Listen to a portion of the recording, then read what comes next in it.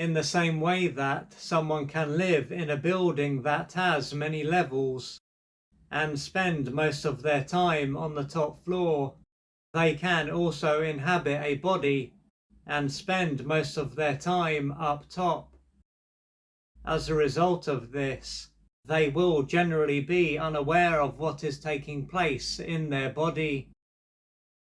The outcome of this is that they will typically be out of touch with their feelings and a number of their needs. In other words, they will seldom if ever operate as a whole human being. While this is going to undermine them, this could just be what is normal. Thus, they won't know that they are living on the surface of themselves. What could also play a part in preventing them from realizing what is going on is that they could be surrounded by people who live in the same way. Moreover, they could live in a society that is filled with people who are alienated from themselves. Thanks to this, although they will be estranged from themselves, they will be in the same position as so many others. If, on the other hand, they were to spend time in a society that was made up of people who were embodied human beings, they might soon start to become aware of what is going on for them and question why they are this way. But the chances of this happening are likely to be remote, as the planet is full of countries that produce disconnected people.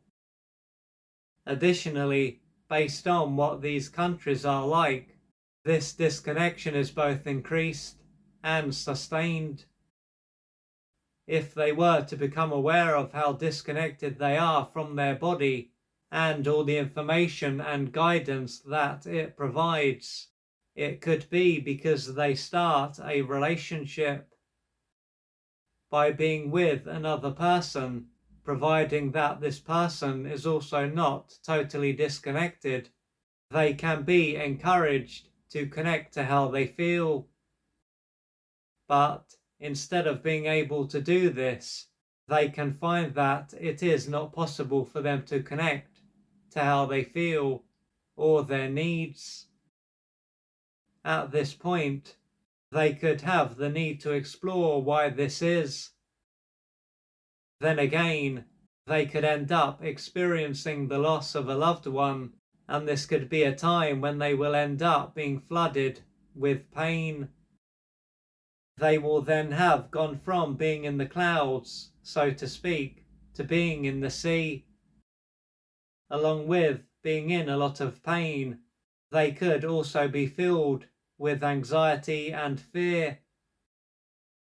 How they were before is then going to be radically different to how they are now.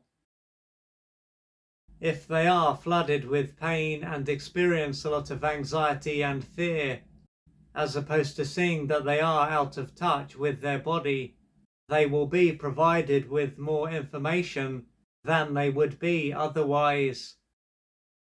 What might enter their mind is that being in a disconnected state was a way for them to protect themselves and feel safe. They would then have been out of touch with themselves, but they wouldn't have been flooded with fear and felt as though their life was under threat.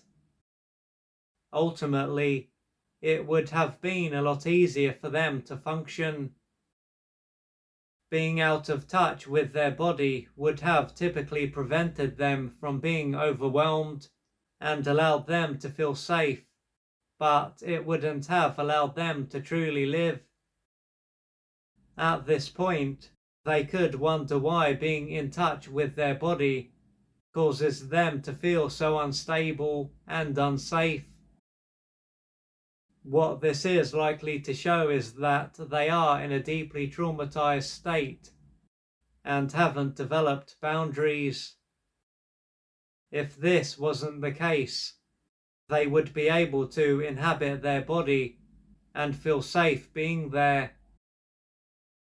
There is a strong chance that they are this way due to what took place during their formative years. This was probably a time when they were mistreated by one or both of their parents and perhaps others.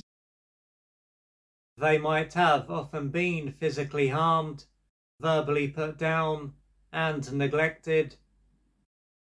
A stage of their life when they needed to be loved, supported, and protected would then have been a time when they were rarely, if ever, loved, supported, or protected.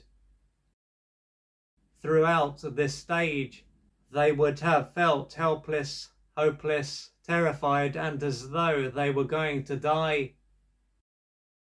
To handle what took place, their brain would have gradually repressed how they felt and a number of their needs. This would have pushed them out of their body, and living up top would have been a way for their system to stop them from being overwhelmed and to feel safe. If this hadn't taken place, they probably wouldn't be alive. If how they experience life is considered in isolation, they will naturally be seen as being disordered. But if their history is explored, they will be seen as someone who had to adapt in this way in order to survive. This is why it will be important for them to be kind and compassionate to themselves. For them to change their life, they will need to be courageous, patient, and persistent.